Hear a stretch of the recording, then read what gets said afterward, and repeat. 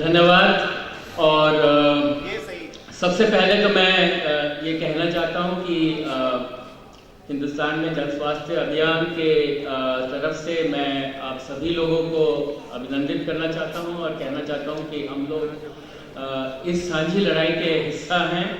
और हम ये समझते हैं कि आजकल राष्ट्र निर्माण की बहुत सारी बातें चल रही है ना। राष्ट्र निर्माण की अगर हम बात करते हैं तो राष्ट्र में ढांचागत जो भ्रष्टाचार है उससे रूबरू अगर हम नहीं हो पाते तो राष्ट्र निर्माण सिर्फ चंद लोगों की पूंजी की निर्माण महज बन के रह जाता है। जो खेद है कि आज हिंदुस्तान की यही कहानी है कि राष्ट्र निर्माण के नाम पर एक खास तबके को, कुछ चंद लोगों को, कुछ चंद कॉरपोरेशन को सामने लाया जा रहा है और उनके फायदे के लिए तमाम जो नीतियां वो लाई जा रही है। मैं इस बात को इसलिए दोहराना चाह रहा था क्योंकि जब हम भ्रष्टाचार के बारे में बात करते हैं तो कई बार हम भ्रष्टाचार सिर्फ कोई छोटे मोटे अफसर, कोई कर्मचारी 100 रुपए, 200 रुपए, 300 रुपए घूस लेते हुए पकड़ा गया उसी तक सीमित रहते हैं। वो गलत है। इस तरह का भ्रष्टाचार भी गलत है।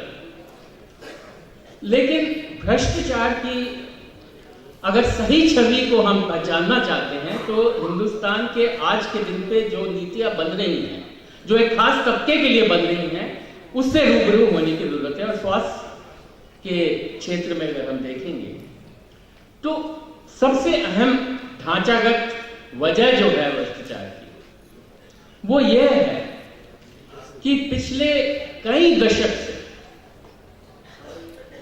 जो सार्वजनिक खर्च है, जो सरकारी खर्च है स्वास्थ्य सेवाओं पर, उस पर कटौती होती रही है।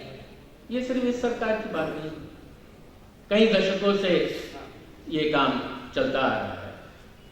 ये बात अलग है कि मौजूदा स्थिति में इस प्रक्रिया को कि सार्वजनिक खर्च कम करो, सेवाओं पर सार्वजनिक खर्च कम करो, बोझ जनता पर डालो, आम लोगों पर डालो, ये रुझान जो है वो अधिक से अधिक देखने को मिला है। लेकिन इससे भ्रष्टाचार का किस तरह से संबंध होता है वो मेरे ख्याल से हम लोगों को समझना जरूरी है। स्वास्थ्य के क्षेत्र में भ्रष्टाचार के बारे में चर्चा मेरे ख्याल से कम होता है, बहुत कम होता है।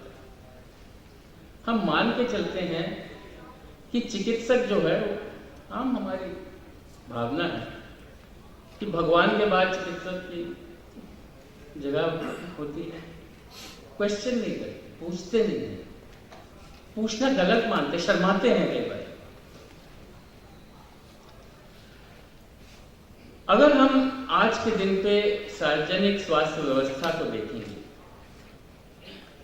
तो हिंदुस्तान नीचे के 10 देशों में उसकी गिनती होती है। आप किसी भी बस स्टैंड से उतरेंगे, किसी भी रेलवे स्टेशन से उतरेंगे तो सबसे पहले आपको शराब का ठेका और दवाई का दुकान है। शराब के ठेके में मैं नहीं जा रहा हूं, लेकिन जहां तक दवाई के दुकान की बात है, हम ये मानते हैं कि ये आम बात है कि हर नुक्कड़ में एक दवाई की दुकान होती है जहां हम खरीदते हैं दवाई। ये आम व्यवस्था नहीं है। अधिकतर देशों में अगर आप देखेंगे दवा की दुकान ढूंढते हुए आपको कई मील चलना पड़ेगा। वजह क्या है? वहां दवा लेते नहीं है लोग, क्या हमसे ज्यादा लेते हैं, ज्यादा उपलब्ध होते हैं, लेकिन खरीद के नहीं लेते। सार्वजनिक व्यवस्था से दवा मिलती है। ये जिम्मेदारी समझती है सरकार अपनी। आज हिंदुस्तान में गरीब आदमी औसत अपने इनकम के ज्यादा टैक्स देता है। वो टैक्स किस लिए खर्च होता है? अगर स्वास्थ्य पे खर्च नहीं होता तो किस लिए खर्च होता? और इस बीमार स्वास्थ्य व्यवस्था, सार्वजनिक स्वास्थ्य व्यवस्था की वजह से क्या निकलता है? निकलता यह है क्योंकि पैसा नहीं है, क्योंकि साधन नहीं है, तो वहां लोगों को चिकित्सा नहीं मिलती।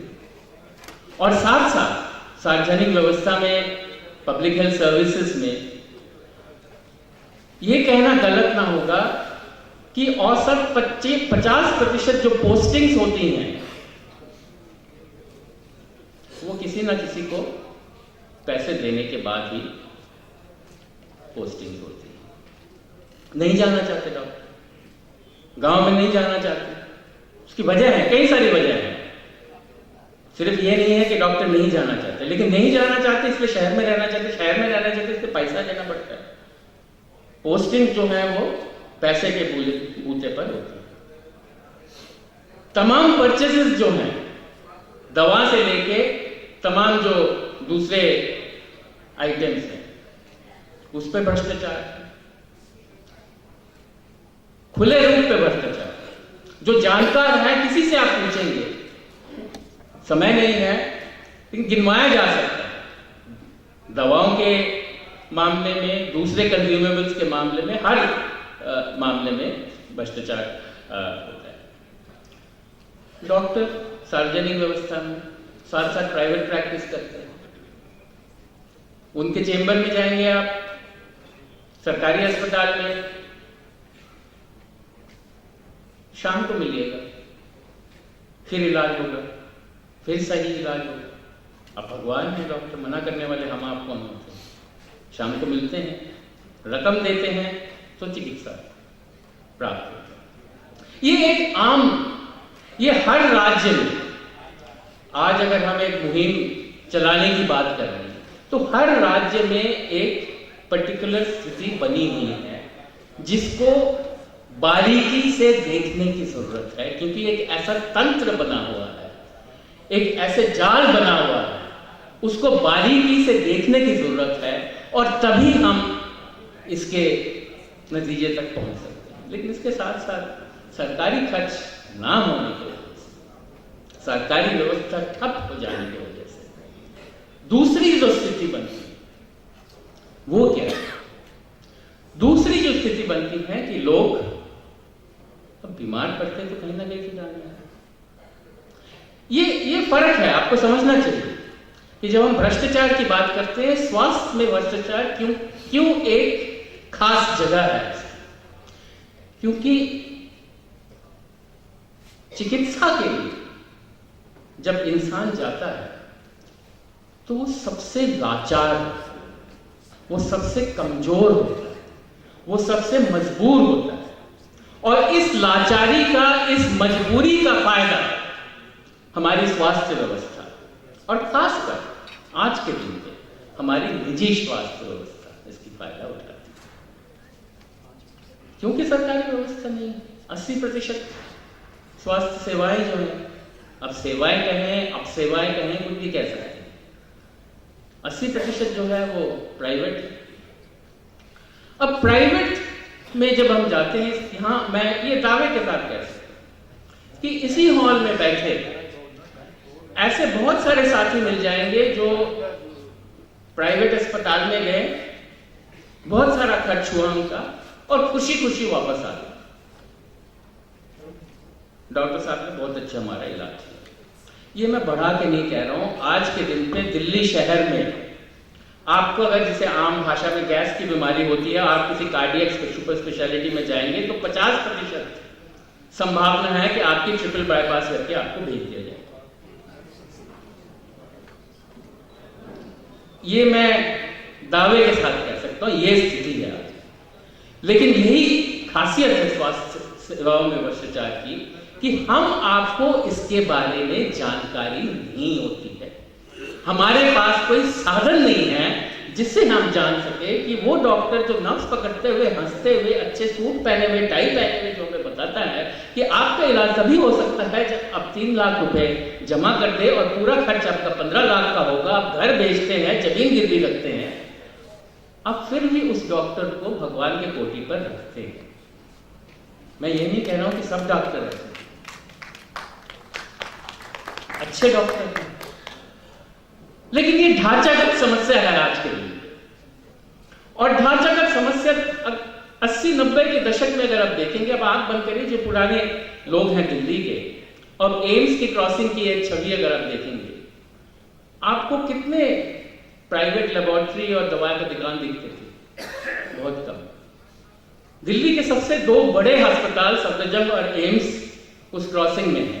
आज उस क्रॉसिंग में कम से कम 100 आपको प्राइवेट लेबोरेटरीज और दवा की दुकान दिखेगी।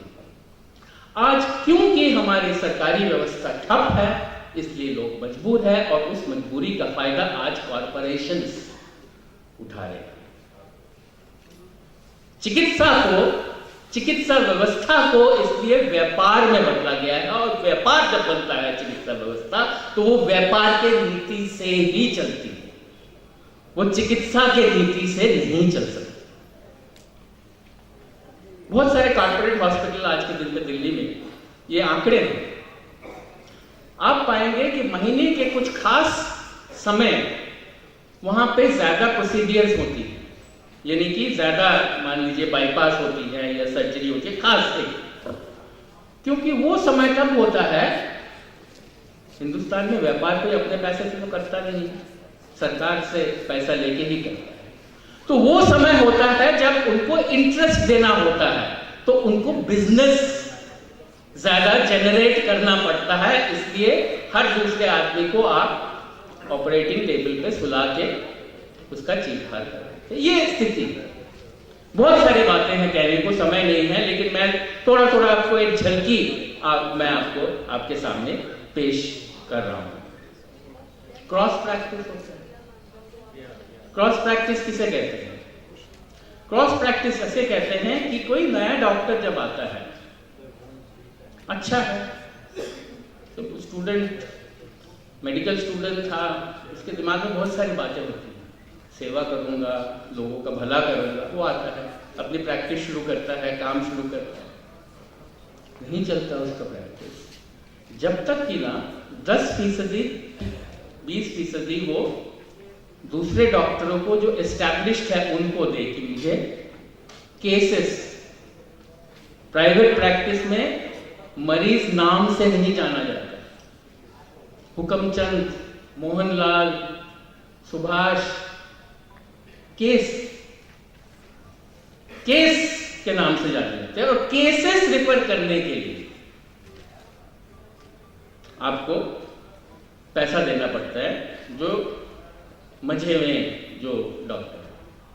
हर लेबोरेटरी को 20 से 40% जाता है लेबोरेटरी टेस्ट। आप में से कम 50% ऐसे होंगे जो इनको लिखे गए हैं 20-30 लेबोरेटरी इन्वेस्टिगेशन। अगली बार बारीकी से देखिए, जब उसको लिखा जाता है, कई बार कुछ टेस्ट के सामने एक निशान बनाते हैं। निशान का मतलब होता है ये लेबोरेटरी को अंदेशा है कि इन टेस्ट को करने की जरूरत नहीं है, इसमें कुछ नॉर्मल वैल्यू डाल दें, पैसा तो मरीज देगा, बाकी हम 50-50 कर लेंगे। ये मैं झलकियां आपके सामने पेश कर रहा हूं। इस तरह के तमाम बहुत सारी ऐसी, और इसकी वजह क्या है? 70-80 के दशक में भी निजी प्रैक्टिस होता था, लेकिन एक तो गांव देहात में चैरिटेबल इंस्टीट्यूशंस करते थे, अच्छा काम करते थे, अभी भी है, और दूसरा कुछ डॉक्टर मिलके नर्सिंग होम चलाते थे। फिर एक ट्रैक्टर कंपनी ने अस्पताल खोला, जानते हैं ना, सबसे बड़ा सुपर स्पेशलिटी ट्रैक्टर बनाते थे, उनका काम ट्रैक्टर बनाना। पेट्रोल पंप के चेन्स थे, मैं मना नहीं कर रहा हूं, पेट्रोल पंप के मालिक भी अस्पताल खोल सकते हो। सवाल यह है कि नियत क्या है? नियत चिकित्सा से जब बदल के व्यापार बन जाता है,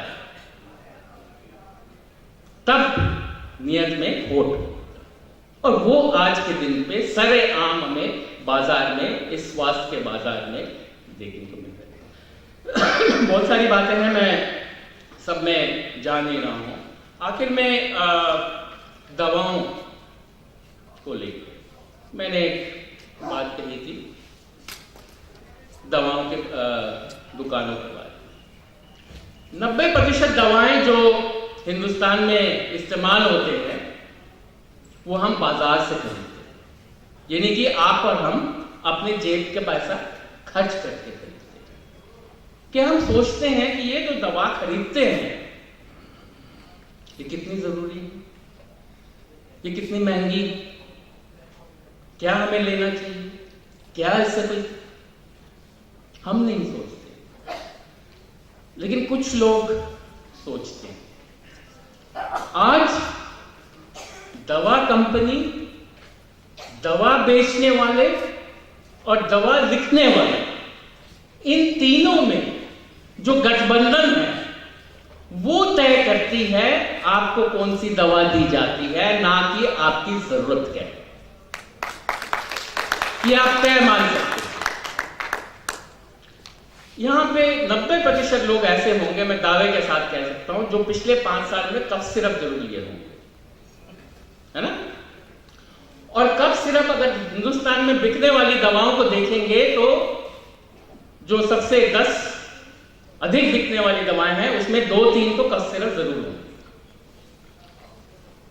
अब हमारे भी डॉक्टरी पढ़े हुए कम से कम कितने साल हो गए, 30-35 साल हो गए। हमने भी जब पढ़ाई की थी उस समय भी हमारे किताबों में कफ सिरप का जिक्र नहीं था। नहीं दी जाती है कफ सिरप अब कहीं पे भी, ये चिकित्सा से कुछ मायने नहीं रखती। कफ सिरप देते हैं, क्यों देते हैं? कफ सिरप इसलिए देते हैं क्योंकि शाम को दवा कंपनी के रिप्रेजेंटेटिव्स हमारे पास आते हैं, डॉक्टर साहब ये दवा लिखिए। ये सिर्फ कफ सिरप का सवाल नहीं, तमाम दवाओं का सवाल। ये दवा लिखिए, आपको ये फायदा। उसके ग्रेडेशन हैं। छोटे डॉक्टर हैं, बहुत सारे दवा तो लिख नहीं सकते, मरीज जितने आएंगे उतने लिखेंगे ना, तो उनको हो सकता है एक साल के आखिर में एक स्कूटर, मोटरसाइकिल मिल जाए, गाड़ी मिल सकती है। तमाम जो बड़े एसोसिएशन है मेडिकल, गोवा में क्यों होती है उनकी कॉन्फ्रेंस, सुंदरबन में क्यों होती है उनकी कॉन्फ्रेंस, आजकल दुबई में क्यों होती है, बाली में क्यों होती है? कौन पैसे देते हैं इसके? आपकी कॉन्फ्रेंस कौन सा करे? आपके बेटे की पढ़ाई अमेरिका में, आजकल तो अमेरिका जाना जरूरी होता है पढ़ने, बेटे की पढ़ाई का खर्चा अमेरिका में, ये रेंज है। और अब जो है ये ऑफिशियल कर दिया गया है। जब थोड़ी बहुत कोशिश की गई कि गिफ्ट्स कंपनी से ना लो, तो दवा कंपनी अब एक दवा कंपनी 100, 150, 200 लोग जो है, डॉक्टर जो है, उनको कंसल्टेंट के नाम पे रखते हैं। अब नीचे से पैसे देने की जरूरत नहीं है, ऊपर से ऑफिशियली आप पैसा दे सकते। तो ये स्थिति है, और जिसके वजह से आज हमें जो एक रुझान देखने को मिल रहा है, जिसे कहते हैं अंग्रेजी में रेगुलेटरी कैप्चर। भ्रष्टाचार के संबंध में रेगुलेटरी कैप्चर शब्द जो है अब काफी इसका इस्तेमाल किया जा रहा है। इसका मतलब यह है कि जिस कॉरपोरेशंस को, जिन कंपनियों को रेगुलेट करते हैं, वही रेगुलेटर पे हावी हो जाते हैं। आज वही स्थिति है। जो ड्रग कंट्रोल अथॉरिटी है वो पूरी तरह से ड्रग कंपनियों के गिरफ्त में। और खेद की बात यह है कि इस नापाक काम में बहुत सारे डॉक्टर भी उनके साथी बनते हैं। पार्लियामेंट्री स्टैंडिंग कमेटी का रिपोर्ट था जिसमें एक उसका हिस्सा था कि किस तरह से नई दवाओं को मान्यता दी गई कि ये बेच सकते हैं देश में। उसमें से कई दवाएं थी जो बेकार थी, जिनको मान्यता नहीं मिलनी चाहिए थी। कैसे मिली?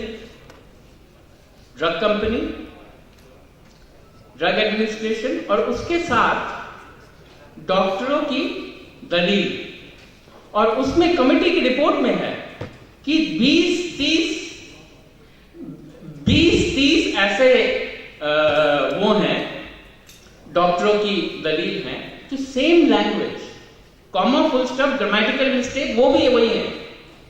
यानी कि दवा कंपनी ने लिखवाया, डॉक्टरों ने लिखा, ड्रग एडमिनिस्ट्रेशन ने उसको मान्यता दी और बाजार में उसको बेचा। तो ये स्थिति है।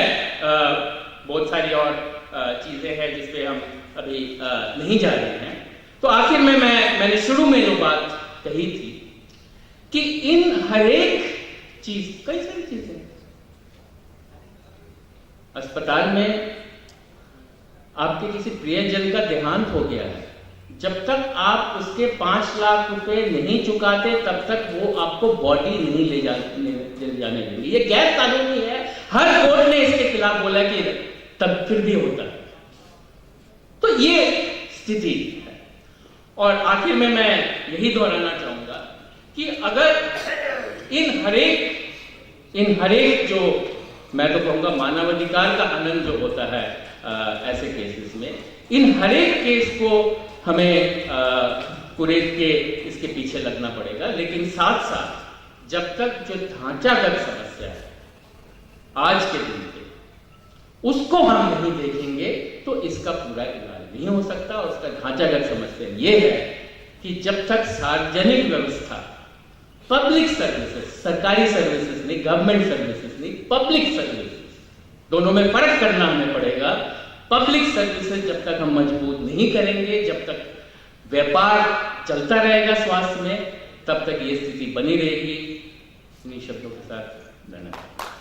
आपने सही कहा कि चिकित्सा व्यवस्था को इसलिए व्यापार में बदला गया है क्योंकि वो व्यापार के रूप में चल सकती है, सेवा के रूप में नहीं। सच्चाई है। क्योंकि अभी 2 दिन पहले, 1 हफ्ते मैंने केस स्टडी किया। केस स्टडी इसलिए स्वेच्छा से, कुछ इस तरह की परिस्थितियां क्रिएट हुई और मैंने सफदरजंग, एम्स से लेके जीबीपंत तक खाक छाना, और सच्चाई मेरे सामने भी है, मैं उसको बयां नहीं कर सकता हूँ। लेकिन जो आपने कहा मैं उससे इत्तेफाक रखता हूँ। हमारे पास क्वेश्चन आंसर के लिए स्लॉट है 8 मिनट का। हम 2 या मैक्सिमम 3 क्वेश्चंस लेंगे। जिनको पूछना है please brief, keep your question very brief. Hello, I am Dr. Sriram. Actually, as per Indian consumption, 90,000 crores medicines, all are branded has been prescribed. If we prescribing generic drugs, we can save more than 50,000 crores.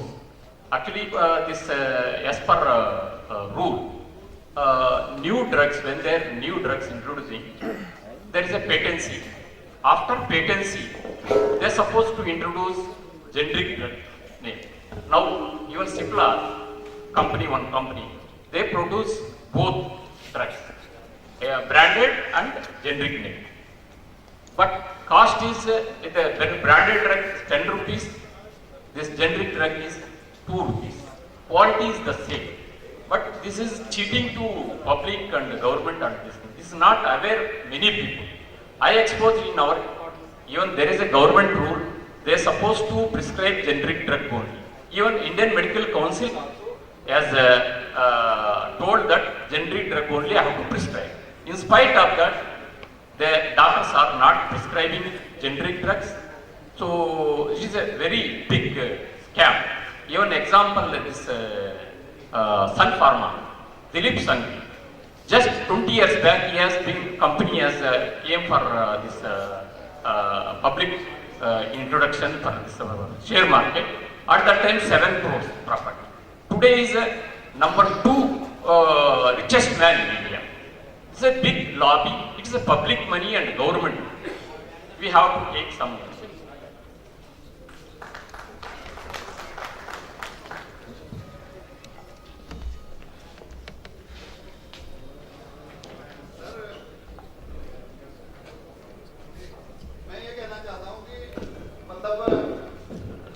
हमारे देश में पूरे hospitals का एक national data बनना चाहिए। PSC से लेके जो सुपर स्पेशलिटी हॉस्पिटल है इनका, हर मरीज का एक डाटा वहाँ कलेक्ट हो और मरीज देश के किसी भी कोने में कभी भी किसी भी इलाज के लिए जाए तो उसकी पूरी हिस्ट्री उसमें आ जाए और ये सारा सिस्टम कंप्यूटराइज हो, जिससे एक तो जो दवाओं की प्रिस्क्रिप्शन निकलेंगी वो सारी कैपिटल लेटर्स में निकलेगी, तो उससे दवाइयाँ भी आदमी मतलब जो वाजिब दवाइयाँ हैं वो खरीद सकता है। अभी तो क्या है कि डॉक्टरों की लिखावट समझ में आती नहीं है सामान्य के, तो केमिस्ट को ही वो समझ में आती है, वो जो दवाई देता है वही लेने की मजबूरी होती है। अगर ऐसा एक डाटा सेंटर बने जैसे बैंकिंग, अभी CBS बैंकिंग हो गई है पूरे देश में, क्या ऐसा कोई प्रोजेक्ट हमारे स्वास्थ्य सिस्टम में क्या प्रोग्रेस में चल रहा है, मैं ये जानना चाहूंगा sir.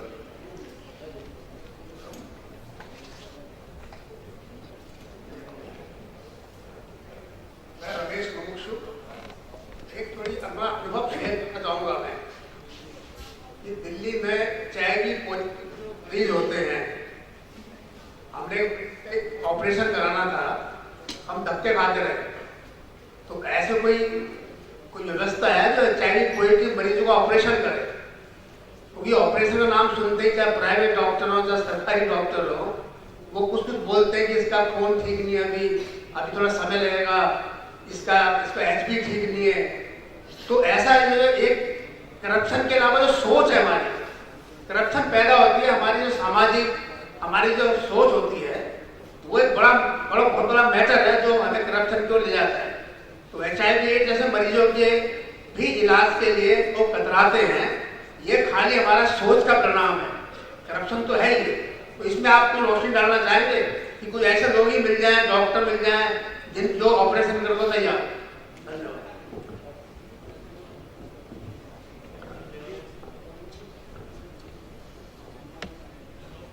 Sir, myself Dheeraj Khanna from Ludhiana. एक मेन महत्वपूर्ण सवाल ये है कि जो जेनरिक ड्रग्स हैं, जो जनरल सब स्टैंडर्ड कंपनीज वगैरह भी बनाती हैं, और एक पेटेंट ड्रग है, क्या इनकी क्वालिटी में वाकई कोई फर्क होता है या नहीं होता?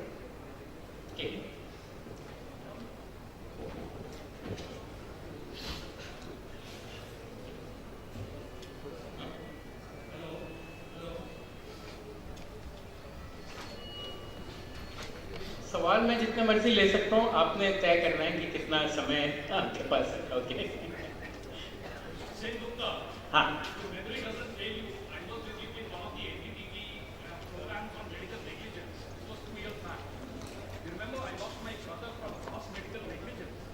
yes. Tata Hospital in Jamshedpur. Yes. Now, for last 4 years, I have been fighting a criminal case against Tata Hospital Jamshedpur and also a consumer case which is sub judice at National Commission A. Now, parallelly I had also complained to Medical Council of India. Now, Medical Council of India is proving, less safe the better. It's been 3 years. They just let the doctors scot-free with a warning. And today it has turned out that the doctor does not possess a bona fide MBBS degree. And NCI is sleeping on it. So what can we do to regulate the medical regulatory body of this country? And it's not my personal case. I'm the Delhi coordinator of PBT India, which is Dr. Kunal Shah's NGO. And I have known 40 other cases where NCI is sitting on these cases of medical negligence, not taking a decision, not taking any punitive action against the delinquent doctor. So what is the remedy for this? Okay, मेरे ख्याल से ये एक ऐसा मुद्दा है जिसमें हम सभी लोगों को कुछ ना कुछ कहने को होता है, और माफ़ी चाहता हूँ कि मेरे ख्याल से समय इतना नहीं है कि हम सभी चीज़ों पर बात करें। 2-3 जो सवाल आए हैं उसमें मैं बात, एक तो जेनरिक पेटेंट का सवाल आया है। एक तो सबसे पहले जानकारी के लिए हम पहले समझे कि पेटेंट क्या है, जेनरिक क्या है, ब्रांडेड। जब अंतर्राष्ट्रीय बाजार में कोई नई दवाई आती है तो बहुराष्ट्रीय कंपनी उस पर पेटेंट लेते हैं। पेटेंट का मतलब होता है मोनोपोली।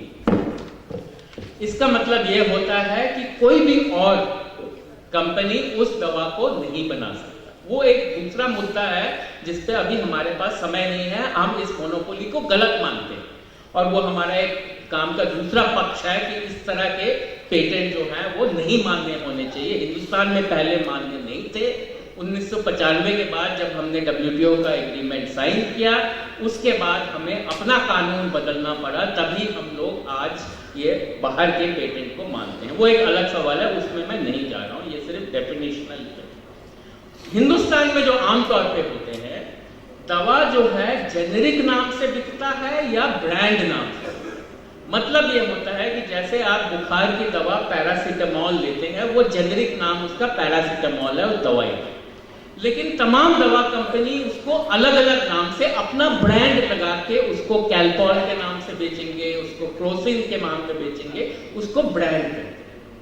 साथ ही जो जिस चीज पर इशारा कर रहे थे कि रुझान ये है कि कंपनियां जो हैं वो जेनेरिक नाम पे नहीं बेचती है, ब्रांड के नाम पे बेचती है। इसलिए बेचती है कि ब्रांड के नाम से ही तो प्रमोशन होता है। हिंदुस्तान में दवा उद्योग में एक मजेदार चीज ये है कि वही दवा है, वो 1 रुपए में भी बिकता है, वो 100 रुपए में भी बिकता है, दवा वही है। साथी ने पूछा था क्वालिटी के बारे में। क्या वो जो कम दाम की दवा है जो जेनेरिक है, वो उसकी क्वालिटी है। अगली बार आप दवा खरीदने जाएंगे अच्छी कंपनी की, थोड़ा सा ज्यादा पैसा खर्च करके खरीदिए, और फाइन प्रिंट जिसे कहते हैं, बारीकी से लिखा हुआ, उसको पढ़ेंगे आप। उसमें क्या आएगा? उसमें आएगा marketed by Pfizer, manufactured at, कोई गाजियाबाद की कंपनी का नाम होगा, कोई बद्री का कंपनी का नाम होगा, कोई हिमाचल में। कहने का मतलब यह है कि दवाएं जो हैं ज्यादातर स्मॉल स्केल सेक्टर में ही बनती हैं। बड़ी कंपनियां जो है, ठप्पे का जोर होता है, जो दाम होता है, वो जो ठप्पा लगता है उसकी कीमत देते हैं, दवा की नहीं।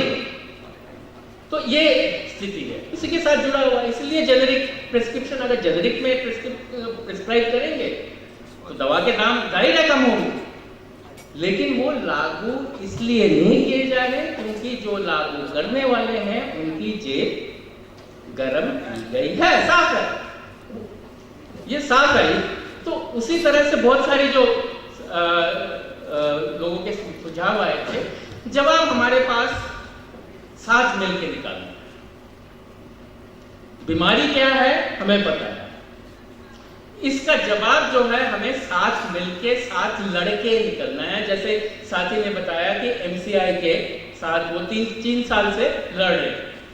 अब MCI क्या है? मेडिकल काउंसिल ऑफ इंडिया, नाम बहुत बड़ी संस्था है। MCI के बहुत साल तक जो हेड रहे केतन देसाई हैं। केतन देसाई कौन है? रंगे हाथ पकड़े गए थे घूस लेते हुए प्राइवेट कॉलेज को मान्यता देते, रंगे हाथ पकड़े गए थे, जेल होकर आए। और आज गुजरात सरकार ने फिर उनको इलेक्ट किया स्टेट मेडिकल काउंसिल। ये है MCI। सवाल ये है कि ये जो भ्रष्ट व्यवस्था है, वो सारी चीजें जो आपने कही हैं वो हो सकती हैं, टेक्नोलॉजिकली पॉसिबल है कि डेटाबेस होना चाहिए, सभी तक सभी मरीज के पंजीकृत होना चाहिए।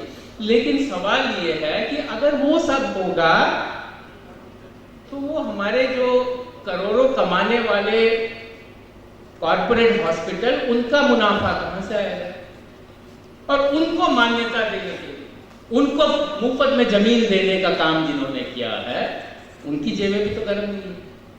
तो ये सांझी लड़ाई है जिसमें हम लोगों ने, संभावनाएं बहुत है, लेकिन हम लोगों ने उसको साथ मिलकर लड़ना है, तभी इसका एक निष्कर्ष।